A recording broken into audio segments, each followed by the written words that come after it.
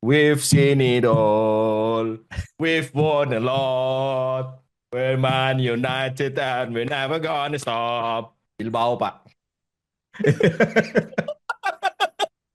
Apa yang saya bilang itu menjadi Hmm. kenyataan kan? Nah, jadi sisa 5 hari lagi nih. Ya. Kira-kira Mm-mm.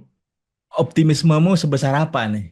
Nah, pertanyaan yang sangat bagus karena kan Nah, waktu itu kan saya bilang kayaknya kalau lawan Spurs kalah kan, sulit nggak nih. ya sulit Nah, gitu kan karena lawannya nah, Premier.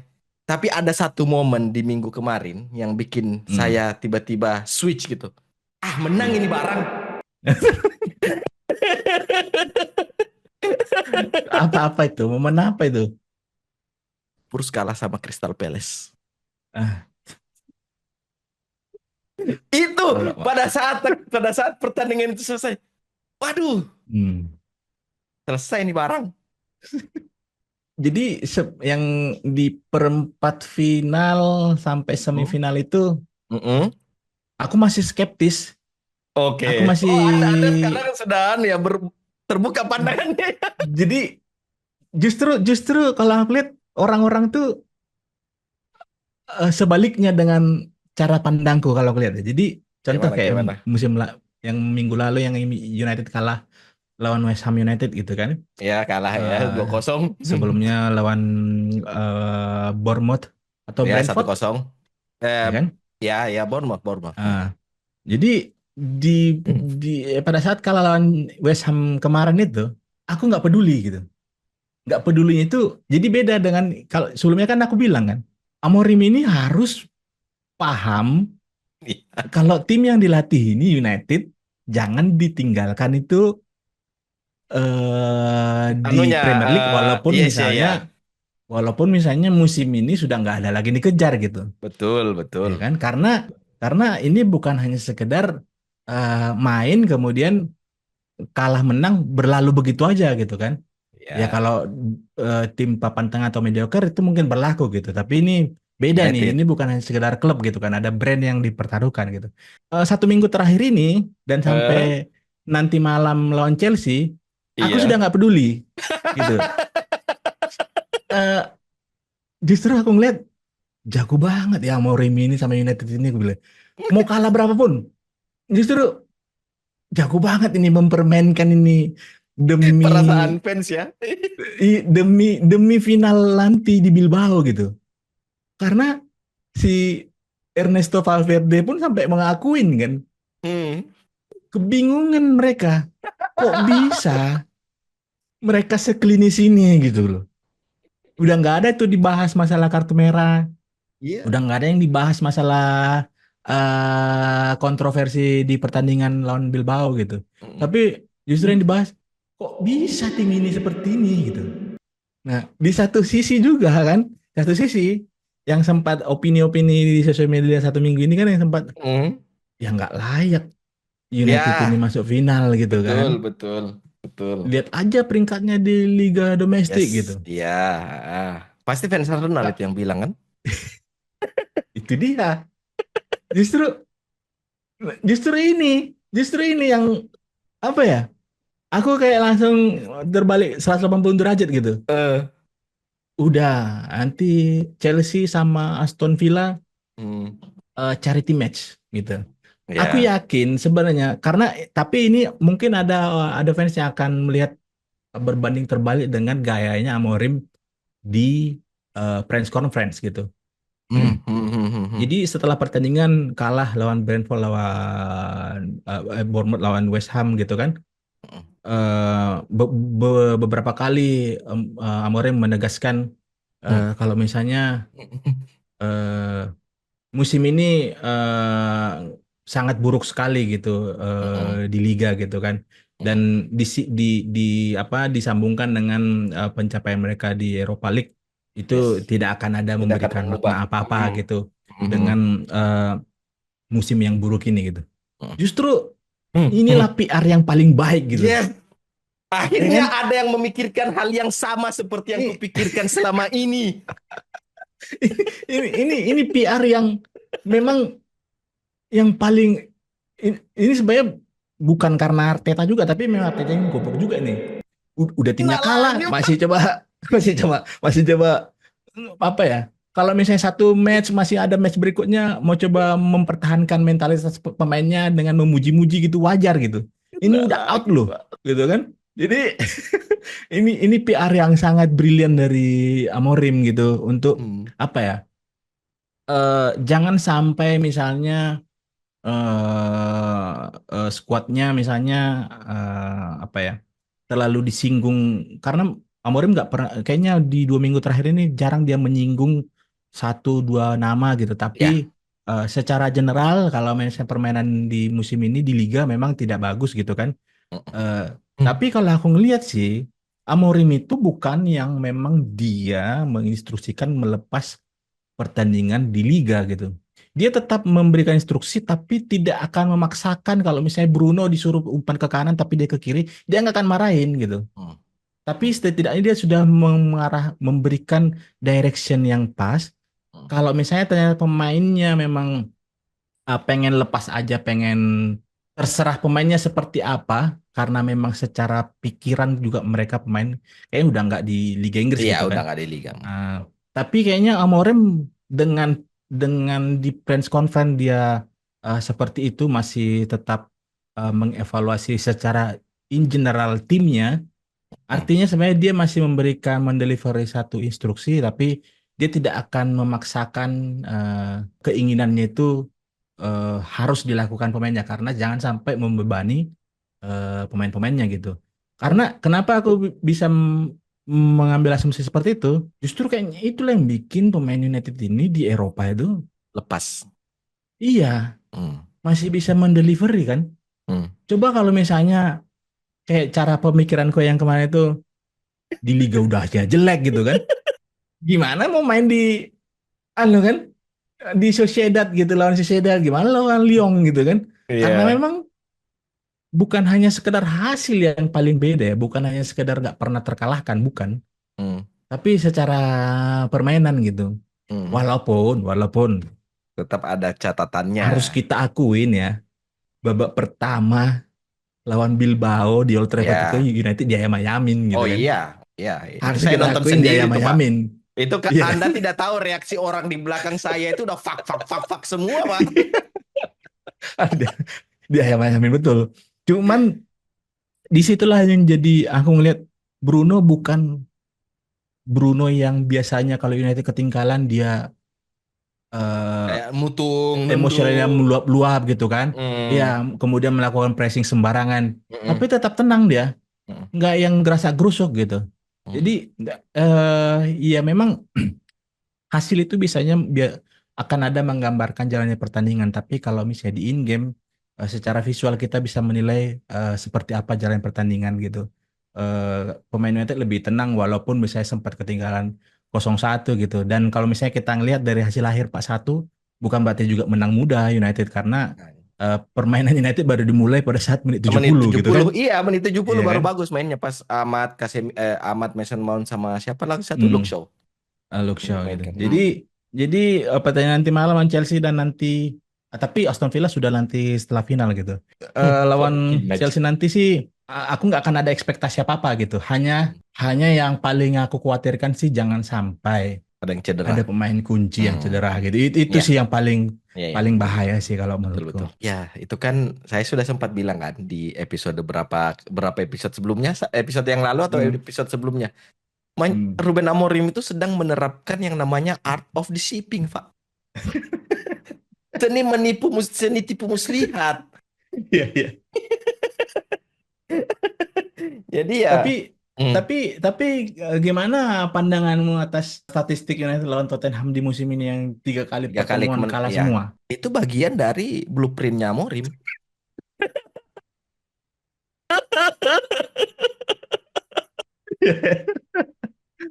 Mungkin Amorim juga nggak akan menyangka kalau di final itu akan ketemu Spurs, Hmm, tapi hmm, mungkin itu adalah part yang betul-betul diterapkan sama dia bahwa hmm, kalau memang harus suffer ya harus hmm, suffer dari awal gitu kan, dan hmm, itu semua adalah bagian dari rencana besarnya dia gitu. Dan apa ya? kayak kemarin yang lawan Bilbao itu Hmm. ya amat betul-betul, bahkan Hmm. Nyonya yang ikut nonton Hmm. juga kan. Hmm. Dia bilang itu nomor 16 masuk United berubah mainnya. Orang Ya, yang ya, ya. cuman nggak pernah lagi nonton bola beberapa tahun terakhir, Iya, yang taunya cuma Javier Zanetti, tahu loh iya. kalau itu pemain Amadona namanya. Ya, memang di satu sisi pada saat pertandingan Bilbao itu aku memang langsung amat memberikan perubahan secara permainan, tapi di satu sisi juga aku langsung khawatir gitu. Waduh, kalau misalnya hanya menunggu amat nih yang jadi Iya. pembeda, Hmm. bahaya ini bareng kan. Nah, gitu. Tapi Iya. tapi semoga semoga saja misalnya kalau di pertandingan lawan Lyon kan yang menjadi pembeda itu ada dua pemain, dua tiga pemain gitu, Maino, Casemiro sama Maguire gitu kan. Yes. Jadi kalau yang di Bilbao kemarin nyaris memang walaupun Amat. Amat tidak mencetak gol, tapi dialah yang jadi pembeda, Asis. Hmm. eh, memporak-porandai Hmm. pertahanan dari pemain-pemain Bilbao. Basque gitu kan. Iya. Jadi semoga aja memang nanti lawan Chelsea ini, aku nggak tahu kira-kira Amorim ini kalau dia masih menurunkan pemain seperti lawan West Ham, lawan yang sebelumnya ada Bruno, ada Casemiro, ada Maguire, kemudian ada Ahmad nanti, wah ini agak bahaya sih kalau menurutku, agak Hmm. bahaya. Hmm. Apalagi ini karena Chelsea Chelsea ada satu objek yang harus dicapai gitu untuk mengamankan spot Champions League gitu kan. Yes. Jadi Yes. pasti dari Chelsea pun kalau misalnya United agak alot, pasti akan Keras anonya. berupaya keras gitu Hmm. kan. Hmm. Hmm. Jadi jangan sampai sih ini resiko ini bisa terjadi, ada yang cedera sih kalau menurutku. Kalau match nanti nanti lawan Chelsea ini kayaknya Amorim masih akan kekeh apa tetap menurunkan pemain-pemain inti Ya. itu semata-mata demi ya itu tadi seni tipu muslihat. Jadi fans Spurs kan Spurs itu mungkin sudah berpikir, Ang Postecoglou itu Eh, mungkin sudah berpikir bahwa seharusnya ya senormalnya eh, orang berpikir kan iya, iya. udah lolos, udah selamat dari degradasi, nggak ada lagi yang harus Hmm, dikejar, ya istirahatkanlah hmm, pemain kan, ya, ya. mainkanlah tenaga-tenaga muda. Tapi yakin Hmm. aku nanti lawan Chelsea itu pemain-pemain Bruno itu nggak diistirahat main Pak, itu semata-mata untuk membuat Ang Postecoglou itu pusing.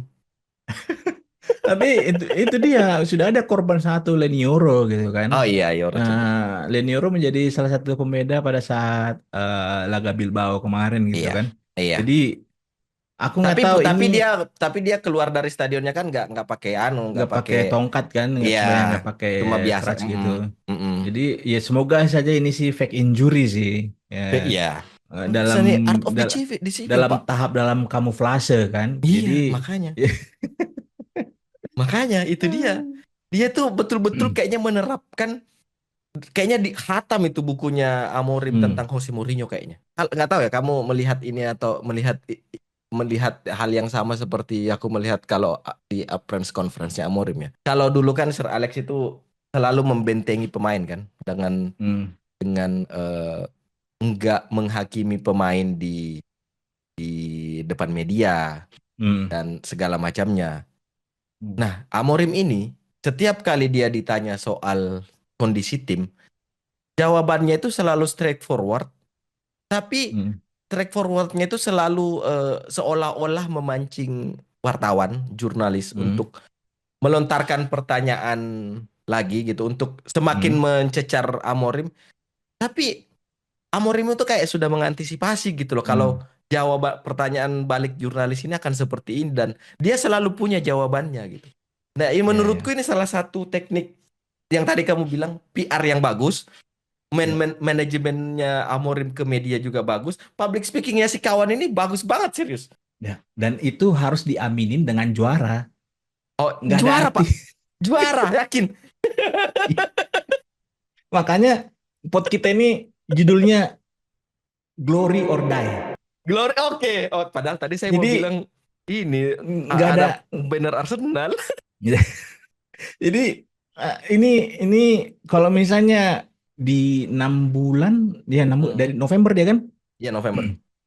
Memang belum saatnya kita untuk menghakimin gitu. Ya.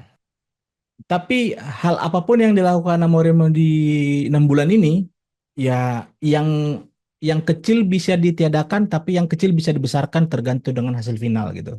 Hmm. Jadi, Hmm, nah, hmm, hmm. jadi kalau menurutku sih ini pertandingan final ya glory or die sih bagi semua, bagi klub, bagi Amorim, bagi fans gitu. Ih, ngeri kali. Kalau Glory or Die itu sudah kayak ini ya, kayak siap-siap ke medan perang gitu ya, Glory or Die. Ya, Buat fans, buat iya. klub, buat Amorim. Wih, ngeri kali. Juara, Pak. Yakin. Karena ada faktor non teknis lain lagi yang Hmm, sebenarnya bikin aku semakin yakin kenapa yang akan juara itu nanti United. betul. Lads, it's Tottenham.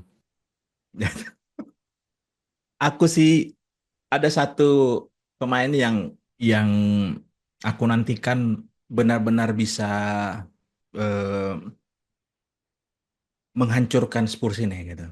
Performa Højlund, aku nggak tahu ya. Sejelek-jeleknya Højlund lawan Bilbao, lawan West Ham yang banyak peluang gitu. Oh ya, Aku kayak nggak merasa ini ini pemain kayak striker nggak ada bulu. gunanya gitu. Iya, iya, Aku I nggak see. tahu, kayak aku punya feeling dia akan ada satu momen bisa menebus musimnya Højlund yang kita sepakat untuk striker seharga 70 juta walaupun usianya masih muda. Musim ini adalah musim yang flop bagi Højlund gitu. Tapi eh, di pertandingan final nanti, karena memang sudah tidak ada pilihan striker United, memang mau nggak mau Højlund yang turun. Aku menantikan si Højlund bakalan eh, betul-betul ganas nanti eh, di lini serangnya United gitu. Nah,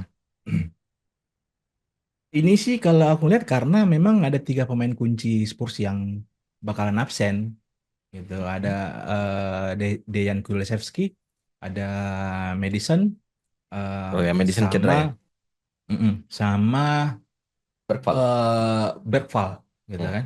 Pada saat United kalah di FA itu ya, di Bukan. FA apa di apa itu ya, di Premier League kah? Ke Premier League, Premier League. Eh, itu yang Bruno benar-benar nggak ada sama sekali kelihatan itu. Hmm. Dia antara antara bingung mau mengcover Madison, Mhm. ataupun dia yang selalu dijaga juga sama Madison sama Pep Sar gitu. Jadi dengan Hmm. absennya James Madison, eh, akan ada ruang yang lebih luas bagi Bruno Fernandes nanti yang menjadi playmaker. Dan semoga aja sih Højlund tuh di pertandingan final ini betul-betul bisa anu ya, bisa membayar semua atas musim flop yang dijalanin gitu. Karena pertandingan final pertandingan final ini sih aku ngeliat ini menilainya sih 50-50 ya. Hmm. 50-50. Jadi eh, tadi yang aku tanya di awal itu masalah statistik musim United ini 3 kali kalah Kalah. beruntun itu, Hmm. aku sih nggak ada melihat itu korelasi akan bisa terhubung ke partai final ini gitu. Yes, sama-sama. Kalau misalnya di liga mungkin ya bukan hanya Spurs, tim yang lain pun menantikan kapan ketemu sama United gitu kan. Eh, Tapi iya, iya kan? jadi Tapi samsak, DNA Pak. DNA Eropa itu apalagi bermainnya di Spanyol gitu kan. Iya, iya. Udara-udara Spanyol itu yang kesukaannya Casemiro gitu kan. Jadi ya semoga aja memang ini betul-betul waktunya United gitu. Dan ya aku nggak tahu ya kalau misalnya sampai Spurs Spurs cetak gol duluan, apakah masih bisa comeback? Aku nggak tahu gitu. Kira-kira Hmm. masih bisa setenang pada saat kayak lawan Lyon kah, Olympique Lyon ataupun lawan Bilbao gitu kan. Tapi lagi-lagi akan dengan senang hati pada saat aku salah pada saat menilai itu gitu kan. Jadi kan akan dengan senang hati gitu. Jadi ya, Hmm. semoga aja sih memang final ini tidak ada satu kondisi di mana apa yang comeback kemarin itu nggak bisa Hmm. diulangin gitu sih. Iya, iya juga sih. Ya itu mana ya kalau misalnya faktor United akan kebobolan duluan, apakah akan masih bisa comeback itu juga kayaknya jadi akan menjadi sebuah pekerjaan yang berat sih kalau misalnya kebobolan Hmm. duluan. Persoalannya adalah ya sekarang bisa nggak nyetak gol dulu gitu. Ini Pak, ini klub ini harus Iya. di-trigger dulu Pak. Itu dia masalahnya. Harus Iya. dipancing dulu Pak. Hmm. Tapi Cuman, anu ya, apa? Gimana hmm, gimana gimana gimana? cuman kan Eng Postecoglou ini kan bukan pelatih, anu ya, bukan pelatih. Walaupun dari dari segi nama bukanlah masuk jajaran pelatih top Eropa gitu yang punya koleksi prestasi luar biasa gitu kan. Mm-mm, Mungkin nama Eng Postecoglou masuk dalam jajaran pelatih senior lah yang eh, pernah melatih di Skotlandia, di Australia gitu kan.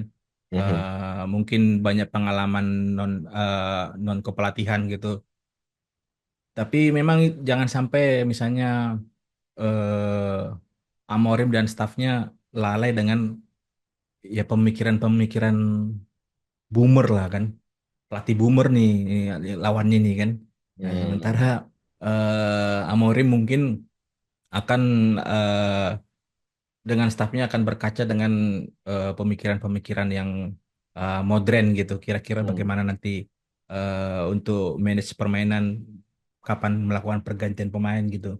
Dengan dengan tampil cukup baik Mason Mount di leg kedua hmm, semifinal, mhm. aku lihat itu menjadi salah satu kunci Iya, tambahan ke Amorim betul betul. untuk nanti menjadi opsi pada saat ada situasi-situasi tertentu gitu. Menjadi pertanyaan adalah kira-kira mau nanti akan starting atau menjadi super sub lagi. Mungkin itu menjadi Hmm, pertanyaan. Kalau misalnya Mason Mount starting, aku melihat lebih malah ke perjudian sih. Karena Mason Mount ya bagus kok lawan Bilbao kemarin gitu, tapi kayaknya musim ini belum pernah dia menjadi pemain penting pada saat starting. diturunkan. Apalagi Iya, jangan iya. sampai malah jadi tabrakan dengan Bruno gitu kan. Kecuali kalau misalnya memang Garnacho Hmm, memang hmm, Amorim sudah pengen apa ya? hmm, Sudah saatnya hmm, mencoba hmm. hal baru gitu kan. Hmm. Ya Indikasi Mason Mount kesananya bakal sih kayaknya diturunkan gitu ada. kan. Indikasi Ya, kesananya sih kayaknya ada kalau kulihat-lihat ya. iya dan semoga aja Garnacho pada saat turun sebagai pemain pengganti bisa menjadi Garnacho yang kita kenal pada saat awal mula Hmm, diorbitkan ke tim utama gitu kan. iya. Apa ya? Kayaknya nanti tuh anu, yang overthinking itu Ang deh kayak. Hmm, iya. Kayaknya nanti kok kayaknya aku merasa yang overthinking ini si Ang terus tahu kok dulu yang overthinking. Kamu nonton anu nggak sih? Kamu sering nonton alternatif MUFC nggak sih kalau dia bikin video itu yang Yang komentar-komentar yang parodi-parodi komentar itu. parodi-parodi itu iya. Itu Hmm, itu ya ya. kayaknya nanti overthinkingnya Ang Postecoglou itu bukan karena Hmm, taktiknya United tapi dia ya. tuh terngiang-ngiang sama intronya You're Beautiful-nya James Blunt yang ada di alternatif MUFC setiap kali Ruben Amorim tuh disorot langsung.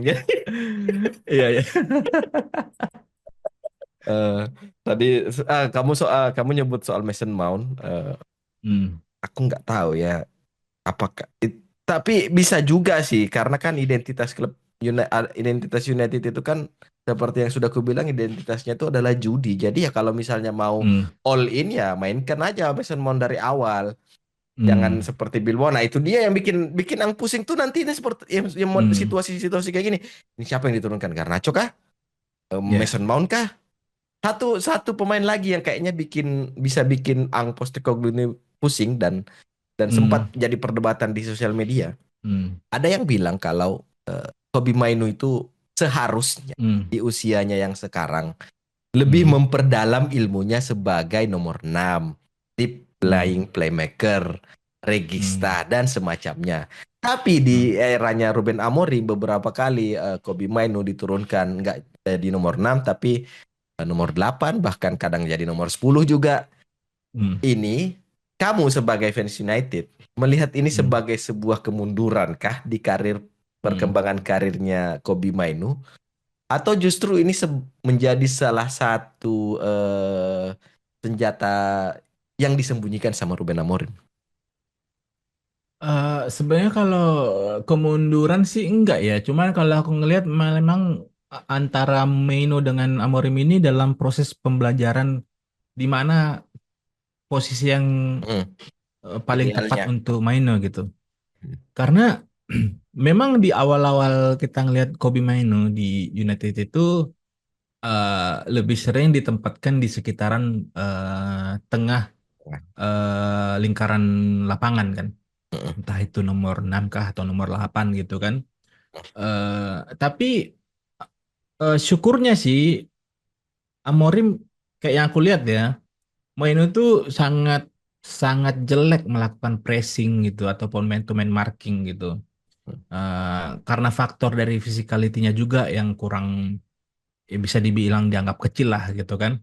Jadi pada saat melakukan pressing ataupun misalnya pada saat tim lawan melakukan serangan balik itu kalau kita pairing antara Maino dengan Ugarte, ya Ugarte lebih bisa Oh iya. eh, atau berguna pada saat di situasi-situasi di mana eh, United United ataupun Ugarte harus melakukan dirty job gitu. Hmm. Sedangkan Maino kayaknya nggak bisa gitu. Dia eh, monggo-monggo Teknikal. aja kalau misalnya ada situasi Hmm. penyerangan ke lini United gitu. Sementara kayak yang beberapa match kita lihat Maino coba dipasang di nomor 10 ataupun nomor 9 gitu kan. Ataupun satu posisi di belakangnya Højlund gitu. Mhm. Karena secara teknikal Maino unggul dibanding dengan gelandang pada umumnya gitu. Hmm. Tipikal clutch player yang di situasi ataupun di ruang-ruang sempit bisa mengambil keputusan untuk menembak ke arah gawang gitu. Dan itu hal yang eh, menjadi PR dari winger ataupun lini serangnya United gitu. Garnacho pada saat ada peluang di depan kotak penalti, Hmm. Yang di tendangannya chip yang bola itu. lembek lah gitu kan. Hmm. Hmm. Hmm. Hmm. Pada saat ada ruang kosong di depan kotak penalti, eh, back lawan menumpuk semua, nggak ada ruang tembak, dipaksakan nembak Dipaksa. gitu kan. Betul, betul, Jadi betul. sementara Kobe Mainu dia ada satu di situasi bisa dengan cepat mengubah arah bola kemudian langsung mengeksekusi. Nah, mungkin di situasi-situasi seperti itu yang lagi coba dicari antara Amorim dengan Kobe Mainu. Jadi kalau dari kemunduran sih aku nggak ngelihat kemunduran, tapi kalau misalnya untuk mencari di mana posisi yang paling pas Kobe Mainu, mungkin itu yang ini yang lagi dijalankan gitu. Tapi Hmm. itu lagi pertanyaannya gitu. Kapan itu nanti bisa dilakukan Amorim untuk menurunkan Kobe Menu memerankan di lapangan yang paling pas ke dia gitu.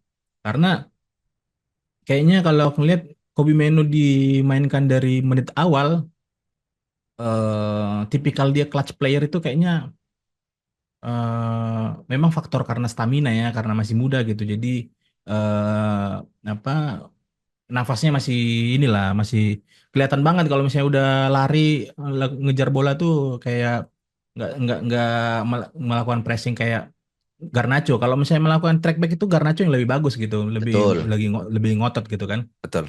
Jadi mungkin dengan tipikal pemain yang Garnacho yang bisa dimanfaatkan di situasi tertentu, mungkin ini menjadi PR bagi Ruben Amorim. Kira-kira kapan ini pemain harus diturunkan? Apakah dengan pakem duet lagi Ugarte Casemiro, kemudian nanti di menit tertentu dimasukkan lagi Kobe Mainoo gitu kan? Jadi mungkin ini menjadi satu hal yang menarik yang harus kita tunggu sih dari Amorim nanti. Mhm. Betul, betul, betul. Kalau fans Arsenal eh, yang mengkait-kaitkan Hmm, kematian Paus dengan Arsenal akan hmm, menjadi juara Champions League. hmm, Kalau itu mah nggak usah nggak usah dikait-kaitkan. Kita juga bisa kok. Jadi gini, kamu ingat kan golnya Mason Mount? Kalau misalnya kita mau apa namanya kayak cocok logi kayak gitu ya, kita Eh, bisa-bisa aja sih bikin kayak gitu. Cuma karena kita hmm, bukan fans Arsenal, jadi ya ini anggap aja hmm, angin lalu aja. Jadi ya, Mason Mount mencetak gol dari sudut yang seperti itu, aku menyebutnya ini sudutnya Del Piero sih, ya, angle-nya ya, Del ya. Piero gitu kan. Yang gol pertama tuh kedua. Yang gol pertama, yang kedua lah Oh, itu yang pertama. bonus itu Oke, sebenarnya yang kedua tuh. oke. Hmm, Itu terus Mount cetak gol seperti itu, Kobe Maino cetak hmm, gol seperti itu gitu kan. Terus hmm, ada satu pemain lagi yang mencetak gol seperti itu di masa lalu dan berujung hmm. United angkat trofi. Ya, siapa itu? Federico Iko Macheda. Jadi sebenarnya Itu, kalau kita mau cocok logi ya bisa-bisa aja kita ya, ya, cocok logi kayak gitu kan. Semua pemain United yang cetak gol dari sudut itu ya ya, ya. itu ujung-ujungnya trofi kayak gitu. Cuman kalau misalnya memang cocokologi kematian Pop sih berarti jangan sampai kematian itu dipalsukan ternyata kan. Makanya nggak jadi ceder, nggak jadi juara kan. Ternyata selama ini yang konspirasi itu bukan Arsenal masuk final. Yang konspirasi itu kematian Pop itu yang dipalsukan gitu. Kalau kita mau pengen ngikutin jalur pikirnya fans Arsenal ya kan. Arsenal, ya Ya itu kan? kalau misalnya Jadi kita mau jangan dipotong-potong lagi. tapi kalau Eh, kamu lihat nih nanti hmm. preview lawan Spurs nanti, di lini mana yang paling mengkhawatirkan kalau misalnya ada yang tidak perform di United? Apakah kamu lebih khawatir dengan lini depan United atau lini belakangnya? Kiper.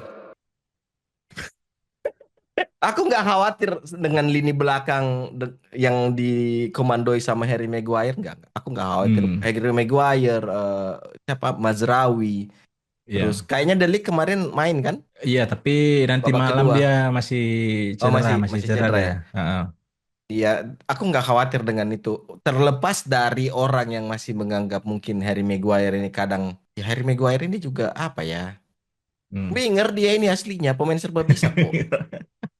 Jadi nggak aku bukan bukan dari lini Hmm, belakang, bukan dari lini depan, tapi di hmm. satu posisi penjaga gawang. Mungkin ini juga jadi yang harus PR besarnya staf kepelatihannya United gitu. Jadi sebisa mungkin sih bermain simpel aja kan, nggak usah terlalu Mm. banyak gerakan tambahan gitu.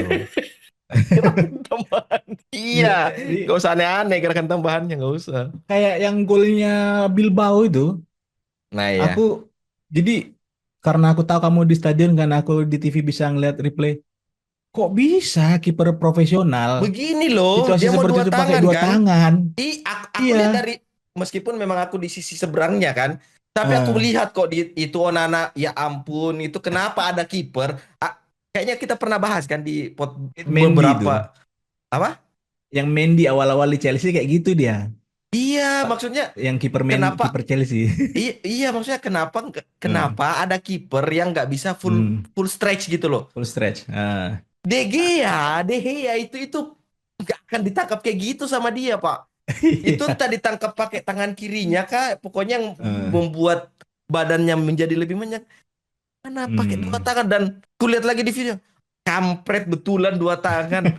Jadi ini menjadi PR juga sih bagi staf kepelatihannya Amorim gitu kan. Jadi Hmm, kalau misalnya di laga sepenting ini Onana masih kebobolan dengan proses-proses yang konyol sih, hmm, dan misalnya sampai membayar mahal atas hasil akhirnya, ya kayaknya sudah nggak ada hal yang bisa ditawar-tawar sih. Harus ada kiper pengganti.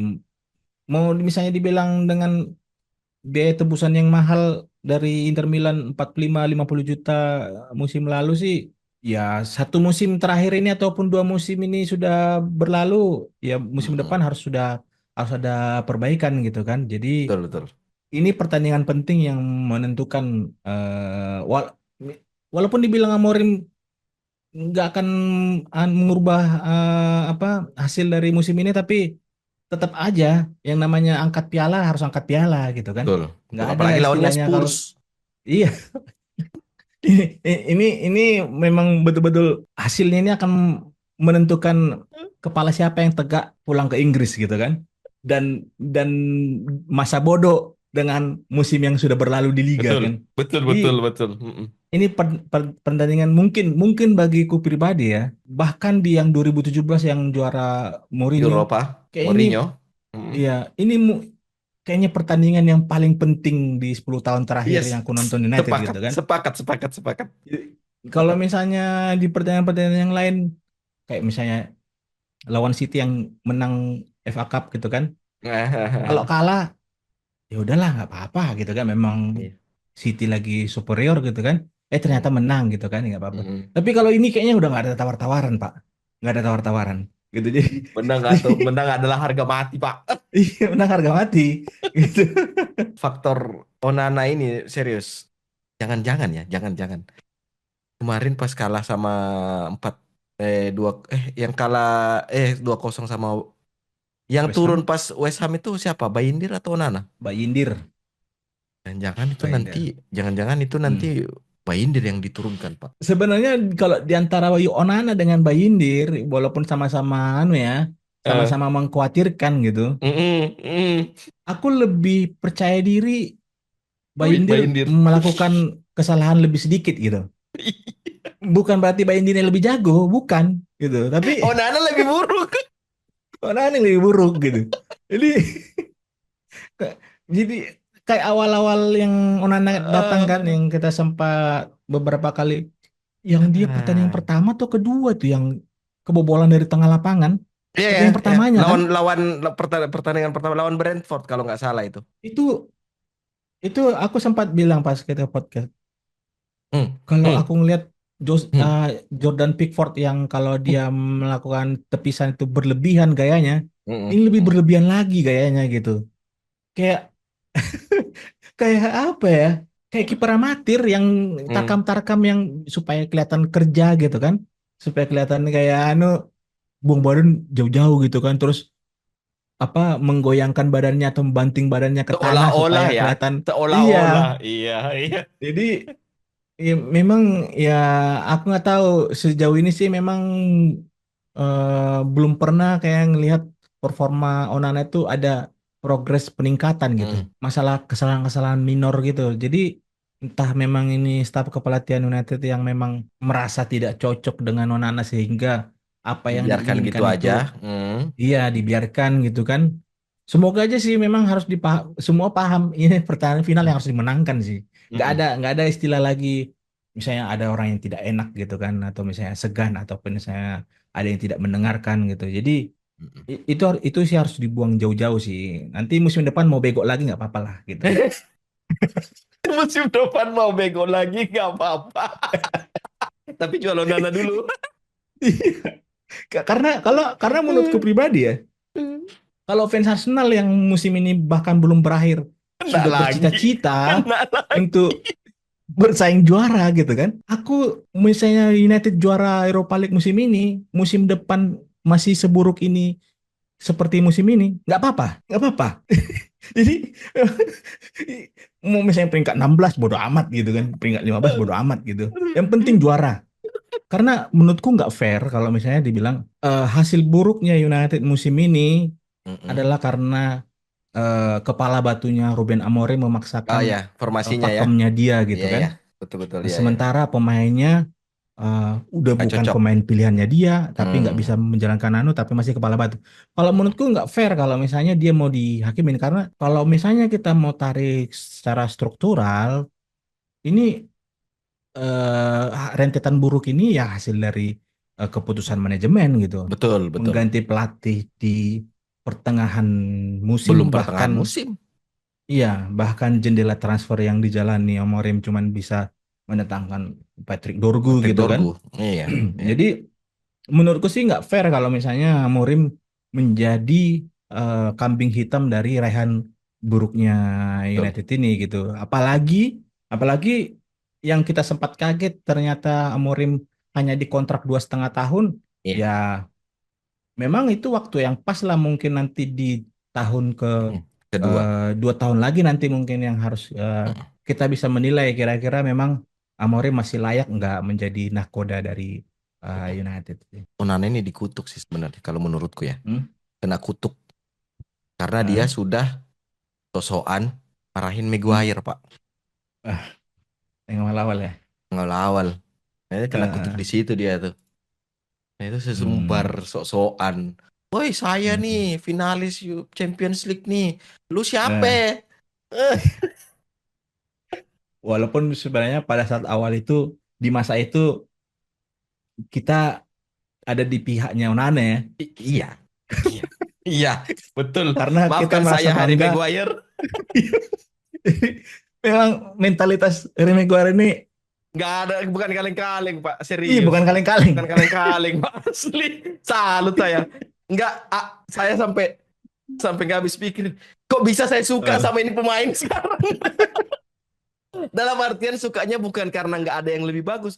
Enggak, tapi karena hmm, apa yang diperlihatkan sama dia yang hmm, nggak aneh-aneh. Tapi setiap hmm, kali diturunkan, meskipun ada kesalahannya, tapi eh, di atas rata-rata melebihi ekspektasi itu anu lah layaklah Harry Maguire sebagai iya iya, salah satu top performer United di musim ini gitu hmm, ya. Tapi menurutmu ya, hmm, hampir semua pemain hmm, sejak kedatangan Amorim hmm, yang di musim lalu itu jelek sekali mainnya, yang hmm, sering jadi kambing hitam, di musim ini justru berbalik kayak berubah 180 derajat gitu loh.